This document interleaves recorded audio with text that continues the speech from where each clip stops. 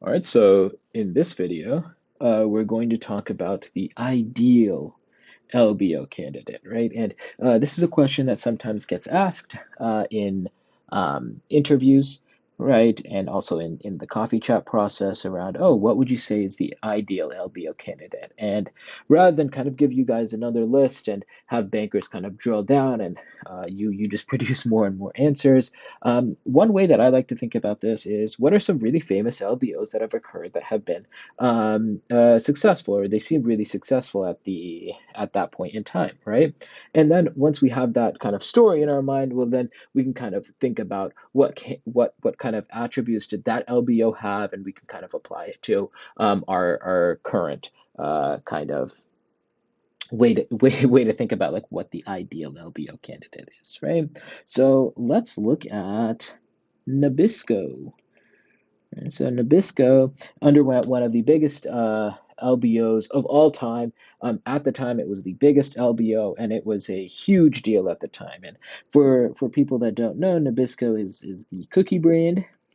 Right? So they make cookies, but at the time they also were like a tobacco band. So they were also selling tobacco and cigarettes, and they had this idea of like a new smokeless cigarette, right?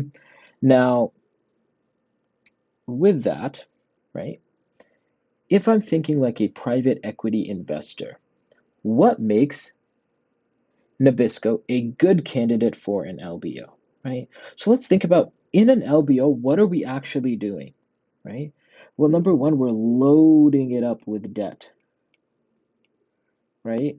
We're loading this company up with a ton of debt, right? What does that require? That requires kind of stable cash flow, right? So that we're able to kind of pay off that debt, right? It also requires that we don't have a lot of reinvestment costs, right? We don't want to have a ton of costs associated with reinvesting in this company. And it also kind of requires that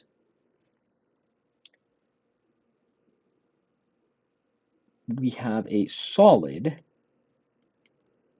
asset base as collateral for that debt, right? So let's think about Nabisco, right? Well, Nabisco, people buy cookies and tobacco kind of regardless of how the economy is doing, right? The economy would have to get really bad for people to stop buying tobacco, definitely, but cookies as well, right? Cookies isn't like some extreme like luxury good, right? So it has the stable cash flows, right? And it's kind of recession it kind of is safe in a recession in a sense, right? You don't really need to reinvest a ton for these, right? You kind of have your cookie factories, you have your tobacco farms, and it doesn't have a lot of what we call capital expenditures, right? CapEx.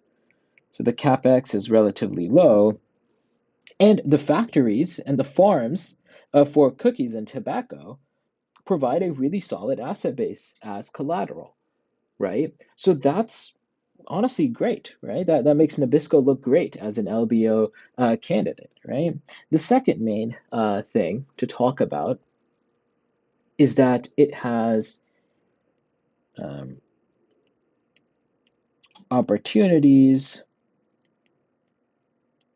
for margin growth, right? So this falls under as we could increase our revenue, right? Or we could decrease costs, right? I guess I should have been consistent with how I wrote this, right? So let's let us be consistent. So we could increase our revenue or we can decrease costs, right? So that could be that, okay, there's a really easy way for them to capture more of the market, right? So it's really easy for them to increase revenue, right? And it's super easy for them to decrease costs. And this is typically even easier than kind of increasing the revenue, right? So a private equity firm might look at a specific company and say, they have a solid like management team, right? But there's a lot of like costs that aren't necessary, right? So this can kind of go one of two ways, right? And both of those actually apply to Nabisco. Okay? So the first is it's just the regular kind of cost cutting, right? And the second is in conglomerates, things are naturally inefficient, right? Because you are essentially one business that's trying to do two things. You are not specialized, right? Think about why do people do a PhD in a very specific topic? It's because they go a mile deep into that one topic. They become really good at it. They become really efficient at that one topic, right? So they specialize, and that's able to to allow them to be way more efficient, right? When you have a conglomerate that's working on two different things that don't really have much overlap, right? They don't really have much overlap. It's just like a tiny amount. Well, in that scenario, there's definitely going to be some inefficiencies, right? So a private equity firm can kind of break this up and look at the cookie business separately and look at the tobacco business separately and find ways to optimize each one of those businesses, right? And that's what happened in Nabisco's case, right? And then, or actually, I'm not 100% sure if that's what happened in Nabisco's case. I assume it did, but it's been a while since I read about this, right? And then the main thing is just general cost cutting, right? So in Nabisco's case, they had something like the biggest fleet of private jets, right? Because the CEO liked to kind of be lavish and treat the his friends that were also in kind of executive positions really, really lavishly, right? So they had a lot of limos, they had a lot of like kind of overspending, right? So a private equity firm looks at that and says, oh well, it's pretty easy for us to get rid of some of these jets, right? And go down like the cost cutting route as well. Right. So when we're thinking about an LBO, right, or any company that we're looking at to do an LBO, we can, at the end of the day, we're loading it up with debt, right? So we need something that has stable cash flows.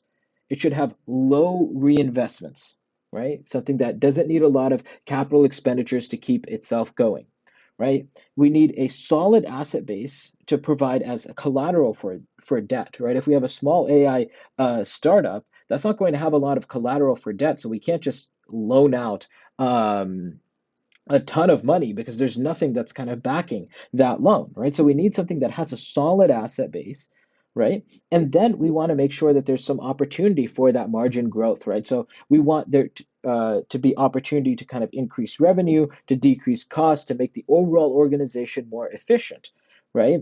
And yeah, that's essentially what private equity firms do. So that is the ideal LBO candidate. So I hope that's been helpful, and we'll hop into the next one.